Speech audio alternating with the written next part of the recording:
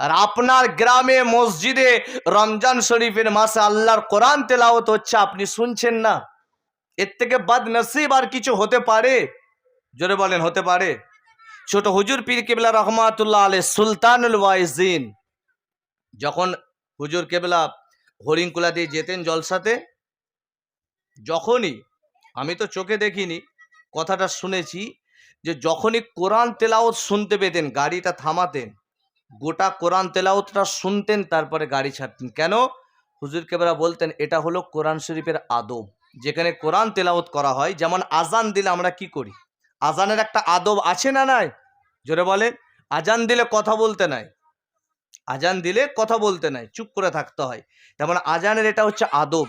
তেমন কোরআন শরীফ যেখানে তেলাওয়াত হয়, সময় থাকলে যদি আর্জেন্ট না থাকে, একটু দাঁড়িয়ে আল্লাহর কোরআনটা শুনবে। শুনলেও কোরআনটা হাসরের ময়দানে আপনার পক্ষে সাক্ষ্য দেবে। এই যে রমজান শরীফে 1 খতম কোরআন শরীফ তেলাওয়াত হবে, যদি আপনি শুনেলেন, শোনার পরে হাসরের ময়দানে যখন উঠবেন, তখন কোরআন বলবে আল্লাহ, এনাকে আপনি জাহান্নামে দেবেন না। কিতাবে আছে যদি জাহান্নামের খাতায় নামটাও লেখা হয়ে যায়, ওই সময় কোরআন শরীফটা বলতে পারে আল্লাহ, ইনাকে আপনি জাহান্নামে দেবেন না। আমি কোরআন আমার আলোচনা শুনে রমজান শরীফে আমাকে মহাব্বত করে 1 খতম কোরআন আমাকে পড়েনি, শুধু শুনেছিল। তারাবিতে যে পড়তে হয় না শুনতে হয়? সবাই বলেন, পড়তে হয় না শুনতে হয়? শুনতে হয়।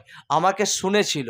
আমার আল্লাহ কোরআনের কথা শুনে জাহান্নামের খাতা থেকে নামটা কেটে দিয়ে আল্লাহ দয়ার জান্নাতি বলে ঘোষণা দিয়ে দেবেন। জোরে বলেন সুবহান।